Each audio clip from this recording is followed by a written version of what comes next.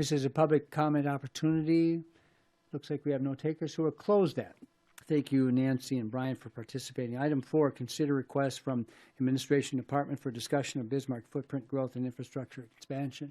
And as Keith is setting up, Commissioners, just to give you a little background, as we're all well aware, we've been having for well over a year discussion about how do we fund infrastructure, and we all know that the capital improvement plan told us that there's about $500 million in sewer and water and roads, and that doesn't include other needs that the city has in terms of public office and things like that. And so not too long ago, I was visiting with Keith, City Administrator Keith Hunkin. I said, right now nothing is happening. Do we have to have some kind of a moratorium discussion? And from this perspective, we knew that there were plats that were coming that were significantly, out on the fringe almost. And then keep in mind that outside of the city limits, in the ETA, there are over 300 subdivisions. In the total county, there's over 500. And as we start butting up against those, all of a sudden that makes our decisions more complex with how to make that work well. And we have one coming up at our next meeting that was approved through planning and zoning. And we had discussion at that meeting about, that's way out there. That's almost a mile from the next city plat.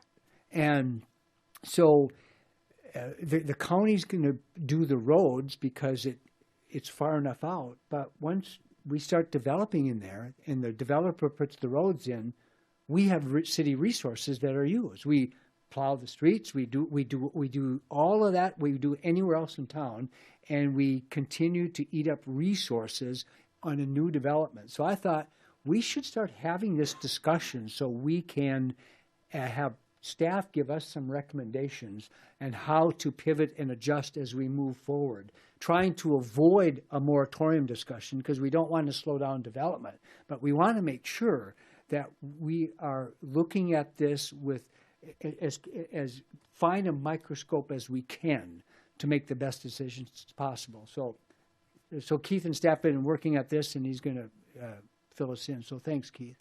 Thank you, Mayor Seminary and Commissioners. Before I forget, I want to thank again Brian and Nancy for allowing us the opportunity to share information with them, with their members earlier this year. And I view this as a continuation of that process of sharing of information, especially in regards to our community's footprint growth and the growth of city services. Before you is a map, and had some assistance with this map from Community Development Director Carl Hockenstead, Planner Daniel Nairn. We also had assistance from Gabe Schell, our City Engineer, Michelle Closey, our Public Works Director, and the real work by our GIS folks, and especially Daryl Nusich. So I want to shout out to them and thank you for their assistance. But what we have here is the map of Bismarck. This white area is basically area of Bismarck that's, you might consider, fully developed. We have our necessary city services in place, roads, water, and sewer. We're looking out into our footprint growth area. The boundary we are showing here on the edge is our urban service area boundary. This is the boundary of where we can conceivably deliver city services, given our capacities with our treatment plants, with our resources. That all works fine, but as I'll allude to later is when we start looking at the financial impact of growth, we are going to be facing some challenges. So back to our earlier discussions with BMDA, the Chamber, realtors and home builders, we really concentrated on roadways, arterial roadways. And again, if I was asked to give a priority of our city service or infrastructure needs, number one is still roadways. We have several roadways within the developed area of Bismarck that are really still two-lane rural roadways, 43rd Avenue, South Washington Street. So again, if I was asked for a list of priority projects and needs, that would still be number one. But I want to make sure you have the full picture. So we need to talk also about water main infrastructure, water storage facilities, and sanitary sewer facility needs. So looking again at the map, I'm going to talk about quadrants. And I'd like to start with the area south of Bismarck Expressway, and I'll refer to that as South Bismarck. In that area, we have a need for $30 million in arterial roadway improvements and $2.9 million in water supply mains. As we move east, and this is an area I'll call East Bismarck, it is south of I-94, so it's difficult to read, but here is I-94. So this area here I'm referring to as East Bismarck. In that quadrant, we have a need for $11.9 million worth of arterial roadway improvements, $26.1 million in need for water supply mains and storage facilities, and $16.5 million in need for sanitary sewer mains and lift stations. As we move north towards the top of the map, I'll describe an area that is East Bismarck, but it's north of I-94, east of State Street. So here is State Street, and here is 94, so talking about this quadrant here. In that quadrant, we have a need for $60.8 million worth of arterial roadway improvements, $12.8 million worth of water supply mains and storage facilities, $25.8 million worth of sanitary sewer mains and lift stations. To complete the full picture of city service needs, we'll move on to the area I'll call West Bismarck. This is north of I-94 and west of State Street. We have a need for $28.2 million of arterial roadway improvements, $16.63 million worth of water supply mains and storage facilities, and $4.65 million worth of sanitary sewer mains. So totaling by quadrants, all of our needs for city services to meet our future growth. In the South Bismarck quadrant, it totals up to $32.9 million. East Bismarck, south of I-94, $54.5 million. East Bismarck, north of I-94 and east of State Street, $99.4 million.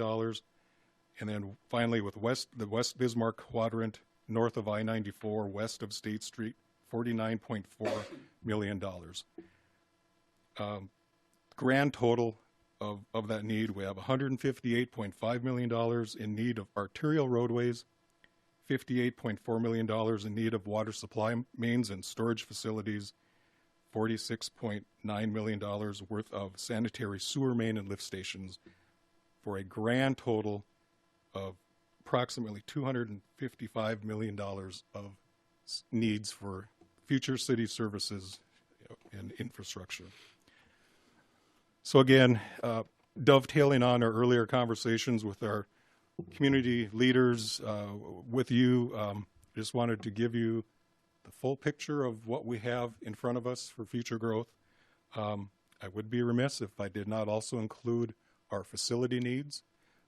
Within the City of Bismarck organization, we do have those needs. I have not shown those on the map, but those are needs for facilities such as the police station expansion, our communications and EOC expansion, city-county building expansion, future fire stations, our public works building expansion, needs at the library, in particular the HVAC, our public health building renovation and or expansion, and the event center renovation and expansion.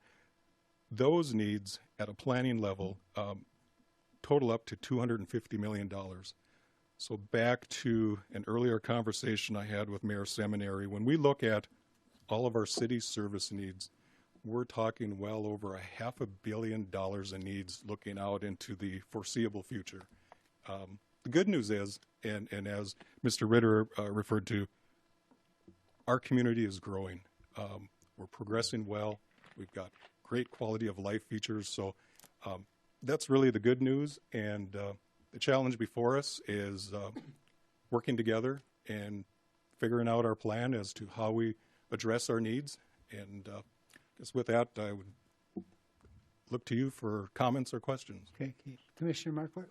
Mayor and Commissioners, thanks, Keith, for the heads up as far as, the numbers are overwhelming, but we kind of knew that going into, as far as our the budget committee, and as far as what those roads are going to look like and what our infrastructure is going to look like.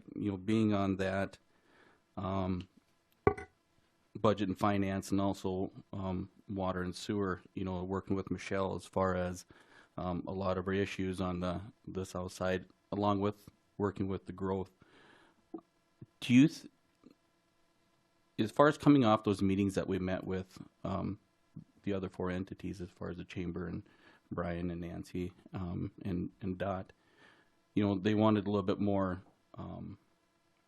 direction as far as how we as a city need to go forward and what that discussion is going to look like. Were you looking at something like a task force or something like that to try and work together with a lot of these groups and meet with them and kind of get a handle on what some of this stuff would look like? Mayor Seminary, Commissioners, Commissioner Marquardt, yes, that would be one avenue of continuing the conversation. I think there's a lot of information to share.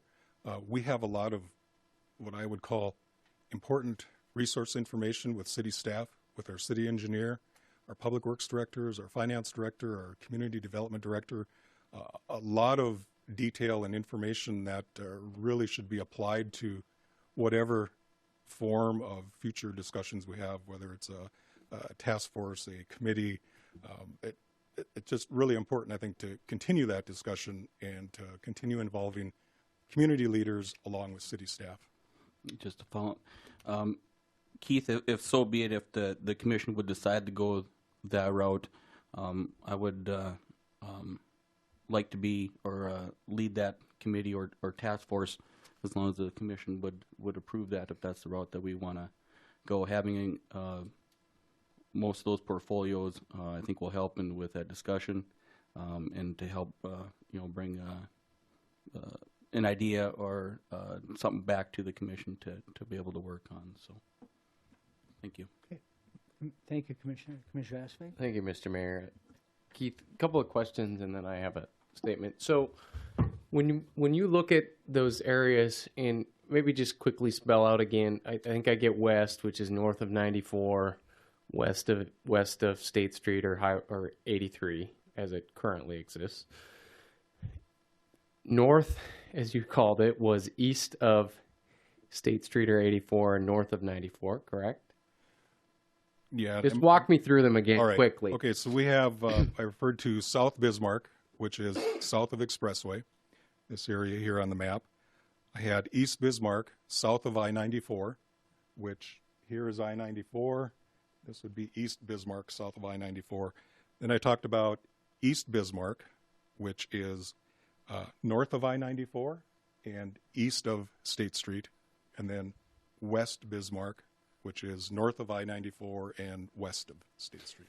Okay, and a couple of other just clarifying questions before I state. So, a couple things. This is no maintenance. This is just simply new infrastructure and or because you'd mentioned facilities too, facility needs, correct? Correct, Commissioner Askvig. This is mainline water distribution and storage facilities. This is mainline or trunk line sanitary sewer. This is mainline roadways, arterial roadways. And then, to be fair, I also put in our facility needs we have as an organization. Yep, absolutely. So then the next question is, this doesn't include any stormwater management either, does it? Commissioner Askvig, no, this does not include costs for stormwater.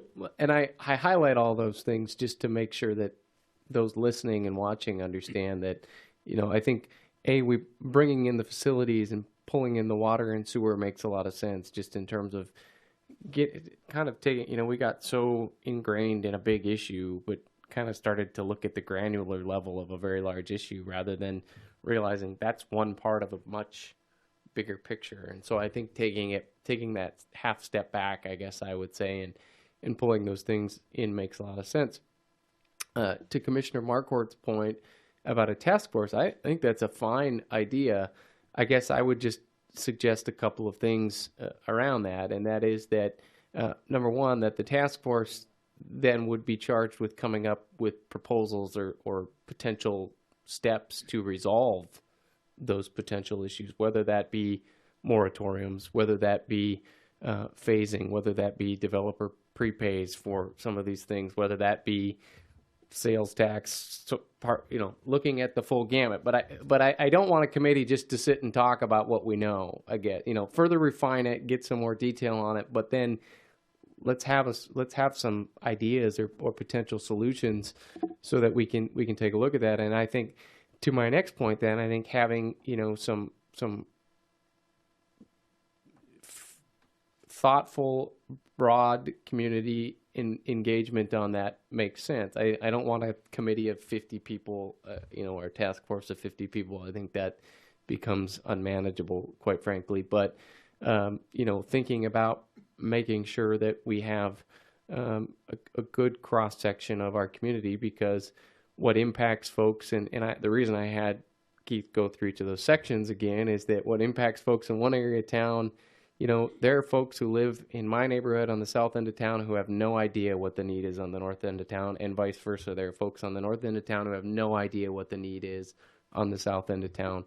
A perfect example was having a conversation with someone the other day about, I said to someone, we really need to fix the rural road section on South Washington. They said, why? And I said, have you been down there? They said, I haven't been down there in 5 years. I said, go drive it. Go drive it, and go drive it at 8 o'clock in the morning or 7:30 in the morning.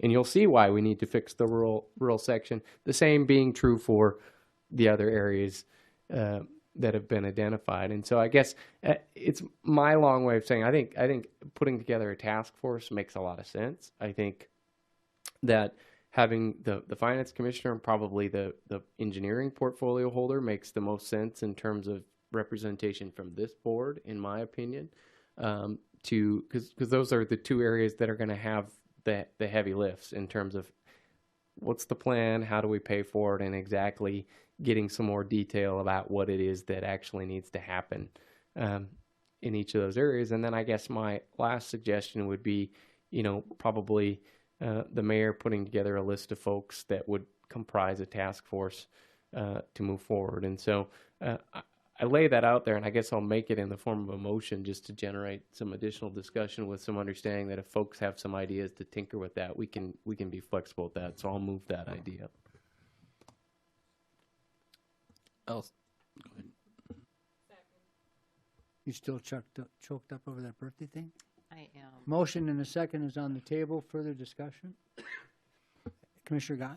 I do have a couple of questions for Keith as well. Keith, for the folks that are listening and watching out in TV land, can you tell me how far out into the future these projects are anticipated? Are we looking at 10 years, 15 or 20 years, or? Mayor Seminary, Commissioners, Commissioner Guy, looking at the components here, the information on arterial roadway needs and costs came from our long-range transportation plan.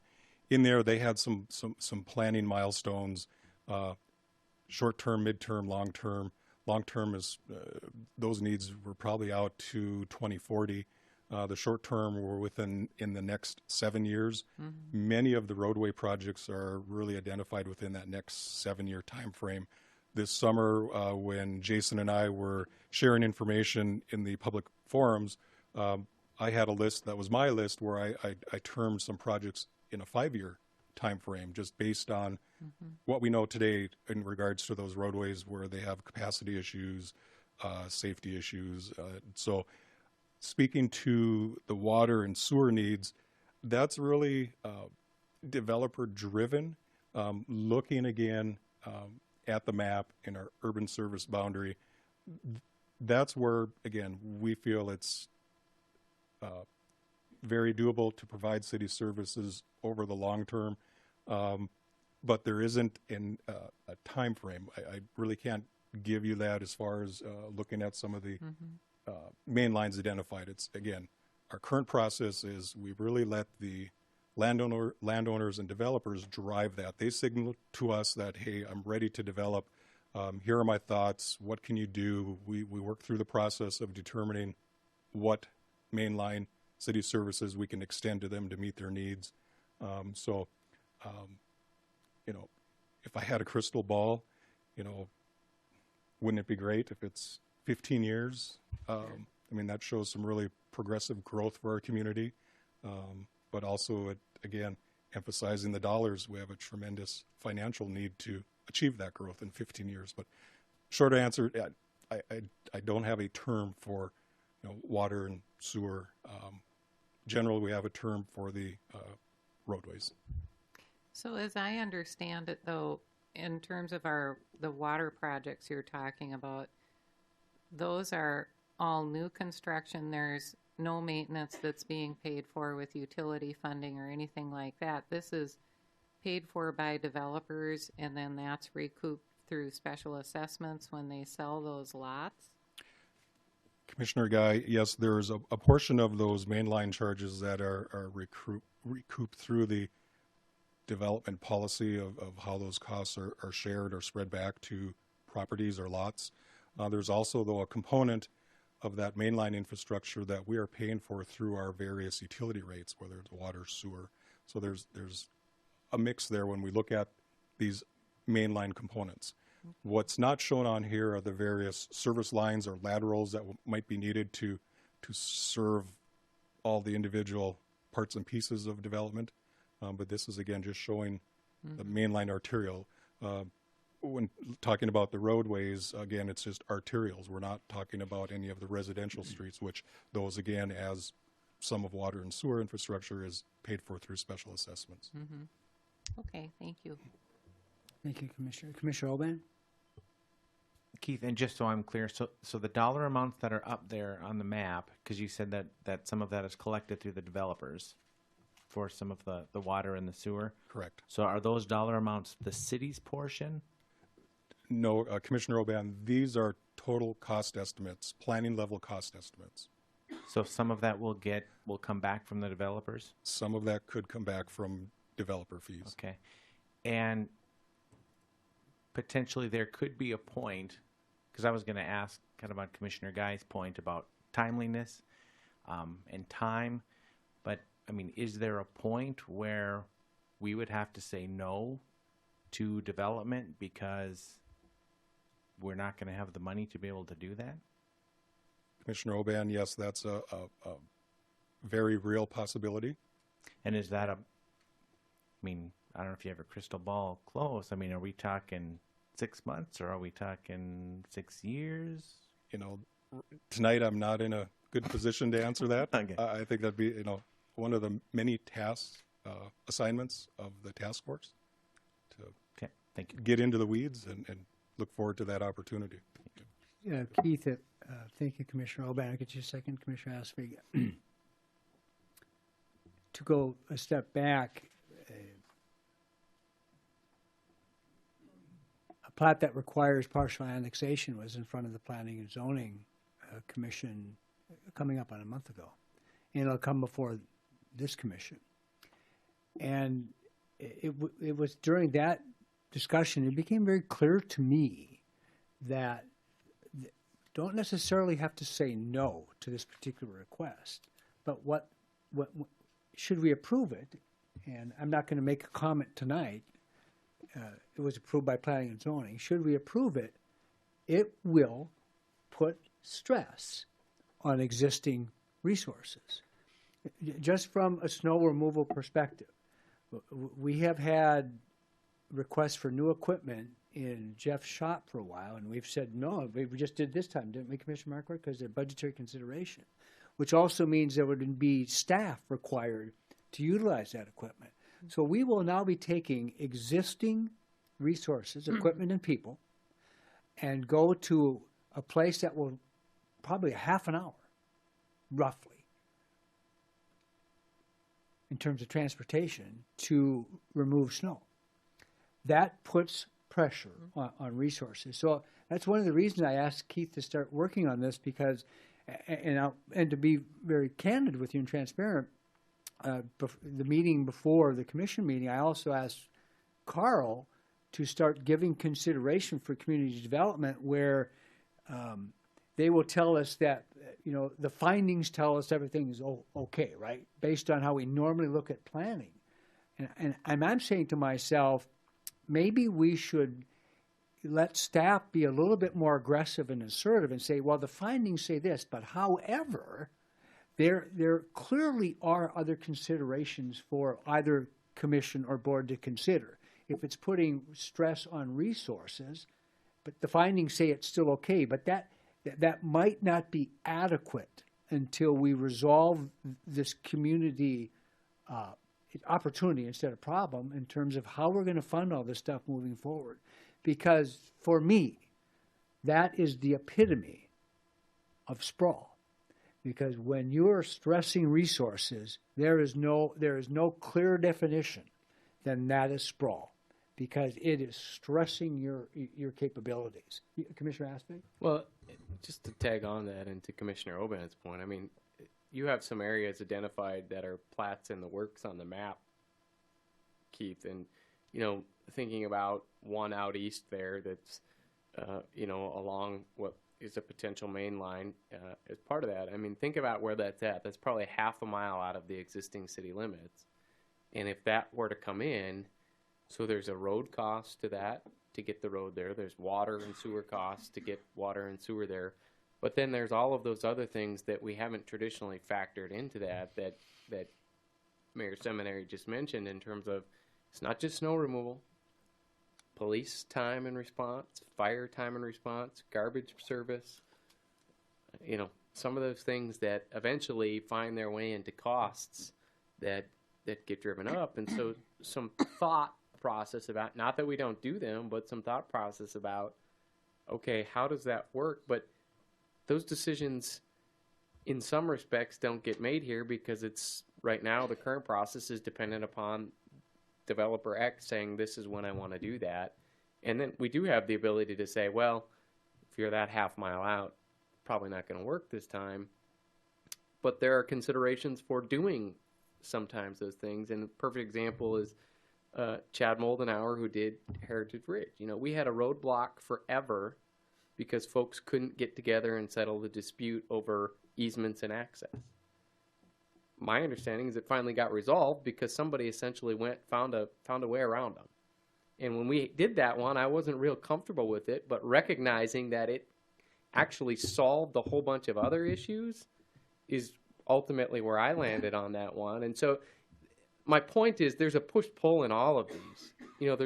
There's a reason sometimes to do them and a reason not to do them sometimes, and that's the reason to have a task force to kind of think through this and say, all right, what are the solutions to doing this in knowing that if we just want to put our heads in the sand and pretend we can continue to do things like we've always done them, it's going to be a big ugly mess, and we are going to be at that point where it's like, well, sorry, not going to be able to do it. And that's not going to be good for our development community, one, but more importantly, it's not going to be good for the city of Bismarck as a whole in terms of what that might mean for our economic growth, our current citizens, our current infrastructure needs, and other ideas as well. So I think there's a push-pull in those, and I highlight that because when I looked at this, I went, well, it's easy. You just do this.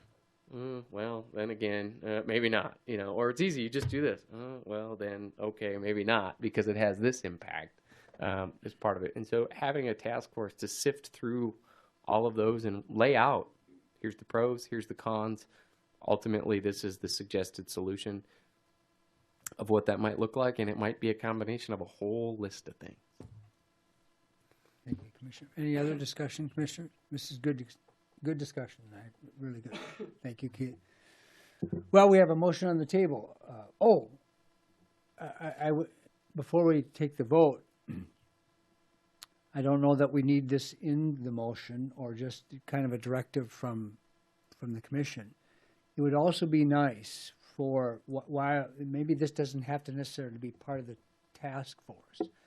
Maybe staff could prepare some what ifs that for us to have to be considering now as we make decisions, but then also for the task force to have at hand. So we kind of have two things going on at once. We have some specific recommendations coming from staff that be considered at this table as a thumbs up or thumbs down on various requests, and that the task force will have as material to help them make decisions around that framework. Commissioner, do you want that as part of the motion or separate? As the maker of the motion, I guess I see those as two separate things. If our staff has suggestions for us to consider, I think they should bring them forward, and I certainly, that's not to preclude them from doing so, and I think that they should, and that as those things happen and are made, that yes, they would certainly be circled to this task force, assuming it gets passed and proposed. And yes, I think it's a good idea, but I do think it's separate from the larger picture about what else is going on and how we fit the pieces of the puzzle together, I guess, for lack of a better term. So I hope you understand what I'm saying is, I think it's a great suggestion. I just don't think in terms of if those come up, we need to make sure we communicate those to the task force, and if we need to take some intermediary steps, we do so, but that trying to do both in one, to me, they're two separate items. Okay. Anything else, Commissioner? Thank you, Commissioner Aspic. Call the roll, please. Commissioner Aspic? Yes. Markwart? Yes. Guy? Yes. Oban? Yes. Seminary? Yes, motion passes. Thank you, Commissioners. Thank you, Keith, you. and all staff that worked on the effort. I know it was taxing. On to item 5, public hearing and confirmation of health and safety assessments. It's a public hearing on that item. Do we have anyone from staff that's going to address that, or we're just going right to a public hearing? Public hearing on that item. If you'd like to come up and address that, please do so. Last call for public hearing on item 5. Close the public hearing. Move to approve. Second. Motion and a second. Any discussion, Commissioners? Hearing seen none, call the roll, please. Commissioner Aspic? Yes. Markwart? Yes. Guy? Yes. Oban? Yes. Seminary? Yes, motion passes. Thank you, Commissioners. Item 6,